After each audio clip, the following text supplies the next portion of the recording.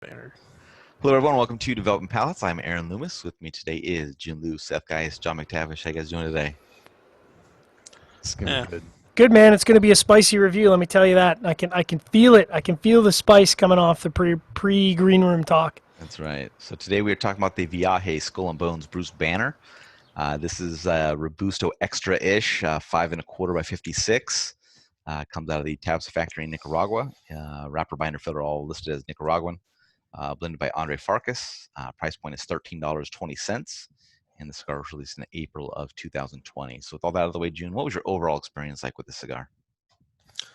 It was average. It was not. I mean, it was okay tasting. A little bit disappointed in the actual tasting profile for something that Aganorsa pumps out, but using Aganorsa tobacco actually rather. It was unbalanced, still sharp. I had this like burning paper note that I really hate in cigars. And whenever I get that, it just absolutely kills the cigar profile. Yeah, it lacked depth. It didn't really ever pull it together. Yeah, I'm going to pass on this one, hoping that the Hulk can smash this tasting experience. You know All right, what I'm Seth. saying? Yep. You know what I'm saying, Seth? We get it. We get it. You What was get your it? thoughts, I Seth? did, man. I did. Okay. Are we going down that This is odd. of all the Bruce Banners? This one's worse than Eric Bana and Edward Norton. Whoa. We'll get into that when we get into scores. But No, you're gonna eat those words, my friend. I'm gonna listen. This was a total disappointment. But I'm not surprised given where Viaje has gone over these past years. But the blend didn't have anything. It just lacked flavors, complexity, transitioning. I mean, construction was okay, but no. That's all I have to say on that one right now. All right, John, what were your thoughts? There's probably going to be a lot of echoing from what's already been said. I mean, with no disrespect to Andre, but when you start with Aganorsa tobacco, you're kind of already starting where your floor should be good and your top should be excellent. So, certainly expectations were a little high going into this, especially because, I've had some pretty stellar Viajes in the past. I thought the first third started out really promising, and I was pretty excited because there was some dark chocolate, espresso, earth, cedar, some citrus. It was a very graham cracker, desserty, sort of European dessert, Italian dessert forward start. And then, like the guys have already said, man, did it just it was literally like someone had pulled some tobacco out for the second and last third because the flavor profile just flatlined and there was no depth at all whatsoever. I mean, there's some pleasant flavors in there, so we're not saying it's unpleasant, but with Aganorsa tobacco, there should be angels singing on my tongue, and I was just like, man, this is just so flat, and so it was very flat for the second third, very flat for the last third, pleasant, but not kind of where Aganorsa should be.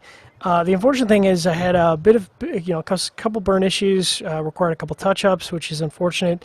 And then I had a bit of a resistant draw, and by a bit I mean it was 3 to 3.5 notches initially, and I was like, oh man, this draw is horrible. And then it opened up to about 2.5, which is why I didn't get an average score. So not a stellar experience. Aaron, what about you? What was your overall experience like? I thought the cigar had a nice start. It had this unique musty cedar and black pepper combination, but by the second third, it was becoming pretty monotonous, kind of just average. And the final third saw another drop in that musty cedar transition to a charred general wood note. Definitely a huge black pepper influence in the cigar, and logically thinking, the Bruce Banner compared to the Hulk, you think that the Hulk would be even more black pepper, which I'm not even sure how you can do that. Hulk like raging fire, Bruce yeah. Like water. So, I mean, I don't really see myself coming back to this. Just the enjoyment level, experience is, not that great, and the price point's way up there. So, if you're a huge black pepper fan, if you're a Viaje fanboy, you'll probably find something you like here. But yeah, just not for me. I also had a really snug draw, so just kind of with a big ring gauge, snug draw, it's just not a good time. So, all right, we'll get into the score. Start at the top with John at 5.60. Seth was next at 5.48. I gave it a 5.35, and June gave it a 5.30. So, John, how'd that 5.6 matchup for you? Well, I was worried there for a second when you said I was out on top, but it sounds like we all had pretty similar experiences. I mean, we're all within 0.3. Disappointing And I think we might, like, I just want to frame it that we're being a little harsh because we have high expectations of Viaje and we have high expectations of Aganorsa. So, this is kind of a testament to Viaje makes some really good cigars, and Aganorsa tobacco is generally in cigars that are also really good. So, a lot of this sort of whining and whinging comes from a place of it should be better, and I was really hoping it was going to be better. Is it still okay? Yeah, it's all right. But at 13, whatever, you kind of want it to be a little bit more all right. All right, Seth, 5.48. I mean, I haven't had high expectations for Viaje in some time. So Ouch! yeah, I mean, this is really, it goes to show you, I think when you look at what comes out of Aganorsa, who pays attention down there and who actually works with them and who just kind of uses them to have something produced. And it's a shame it actually, it's like, wow, we just wasted some Aganorsa, probably quality tobacco, and wasted these rollers' times. So it's just kind of it's a bummer as a cigar, lacking a lot of areas, and the price, as John says, just kills it. Yeah, my 5.3 matches up. It's an average flavor profile, kind of when you put together the good first third and the subpar final third. But construction is okay, so it kind of gets into that low fives area. So, Jiunn, how'd your 5.3 matchup for you?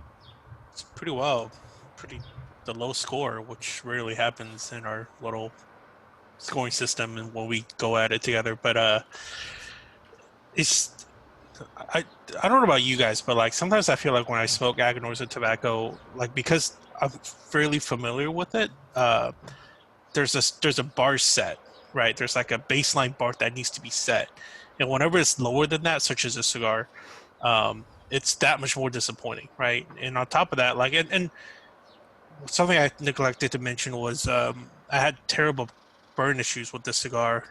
I had to constantly have my lighter and touch it up and relight it, and it was just super annoying. Like, and there's no excuse for that. I mean, granted, Aganorsa tobacco isn't exactly the best known for like really good burn, but if it's this bad, it's like, dude, it's inexcusable for especially this kind of price point. So it's really disappointing. Maybe this should have been. Yeah, this is really disappointing for what Aganorsa typically comes out with. Since we're all in the negative space, I wasn't really sold on the branding. Truth space. Truth space. I wasn't really sold on the branding. I think I'm a pretty smart guy for the most part. I honestly had to take a good couple minutes to go, is this the Bruce Banner or is this the Hulk? Is this the Hulk or is this the Bruce Banner? I think this is the Bruce Banner. This would make sense to be the Bruce Banner. But then I had to Google it because it's like, well, I can't light up the wrong cigar.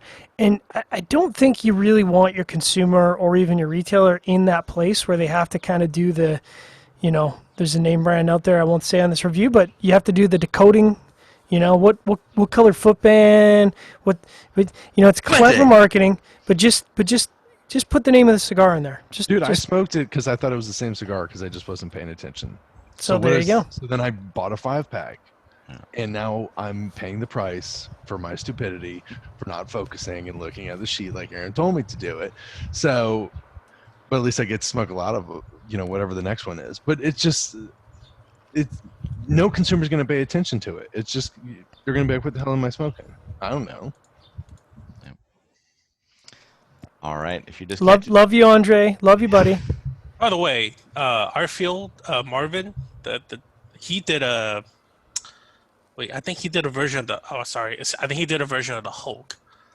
And I know we'll get to the Hulk later at a later review, but preview. Guess what? Didn't really like it either. Wait, is that guy? They're in Hawaii? Hawaii, yeah. But his version of the Hulk that he did with Andre, yeah, fucking fantastic. I mean, so it's almost like, wait, what the heck, man? They're gonna buy in Hawaii. When they do that stuff, they want a good stick. Yeah, for how much more it is. There's nowhere to run to there either. It'd be so cool to go to an event in Hawaii. I don't think I'm old enough to smoke in Hawaii now, though. Like don't have to be 65? They'd ID you for anything there, man. Totally.